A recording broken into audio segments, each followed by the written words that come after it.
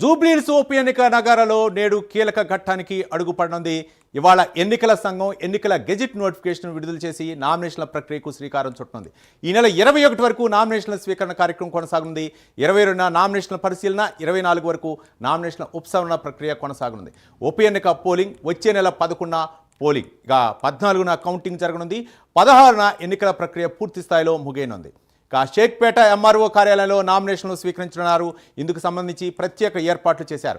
Returning అధికారి కార్యాలయాన్ని సందర్శించిన జిల్లా ఎన్నికల అధికారి జిహెచ్ఎంసీ కమిషనర్ ఆర్వి కర్ణన్ సన్నద్ధతను ఏఆర్ఓలతో సమీక్షించారు. నామినేషన్ల ప్రక్రియ సజావుగా జరిగేలా ఈసీ నిబంధనలకు లోబడి అవసరమైన అన్ని ఏర్పాట్లు పూర్తి చేయాలని రిటర్నింగ్ అధికారి సాయిరామ్కు సూచించారు.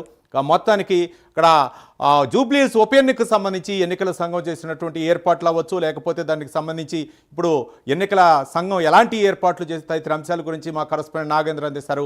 నాగేంద్ర,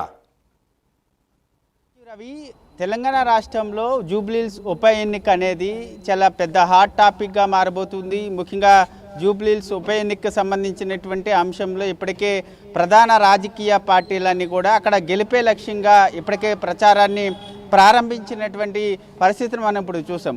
ఈ రోజు నుంచి గెజిట్ నోటిఫికేషన్, ఈ రోజు నుంచి కూడా జూబ్లీహిల్స్ ఉప ఎన్నికకి సంబంధించినటువంటి నోటిఫికేషన్ రిలీజ్ అవుతుంది. అదేవిధంగా ముఖ్యంగా ఈ రోజు నుంచి నామినేషన్ల స్వీకరణ కార్యక్రమం సైతం ఈ రోజు నుంచే ప్రారంభం కాబోతుంది. షేక్పేటలో ఉన్నటువంటి కార్యాలయంలో ఈ రోజు నుంచి నామినేషన్లు ఎవరైతే జూబ్లీహిల్స్ నుంచి ఉప ఎన్నికకి పోటీ పడుతున్నారో ఆ అభ్యర్థుల నుంచి నామినేషన్ని ఈ రోజు నుంచి ఎలక్షన్ కమిషన్ స్వీకరించబోతుందని చెప్పాలి. ఇప్పటికే దానికి సంబంధించినటువంటి అన్ని ఏర్పాట్లను కూడా పూర్తి చేసినటువంటి పరిస్థితి ఉంది. ఈ రోజు నుంచి ముఖ్యంగా నామినేషన్ల స్వీకరణ కార్యక్రమం ఈ నెల 20వ తేదీ వరకు కూడా ఉంటుంది. అదేవిధంగా 21వ తేదీన స్కూట్ని, అదేవిధంగా 23వ తేదీన ఎవరైతే నామినేషన్లు దాఖలు చేస్తారో ఎవరైనా విత్డ్రా చేయాలనుకుంటే 23వ తేదీన విత్డ్రా చేయాల్సినటువంటి అవసరం ఉంటుంది. ముఖ్యంగా ఈ అన్ని వీటికి సంబంధించినటువంటి అన్ని ఏర్పాట్లను కూడా ఇప్పటికే రాష్ట్ర ఎన్నికల సంఘం ఇప్పటికే అన్ని ఏర్పాట్లను కూడా కంప్లీట్ చేసినటువంటి పరిస్థితి ఉంది. మరొకవైపు అధికార పార్టీ, అటు బీఆర్ఎస్ పార్టీ,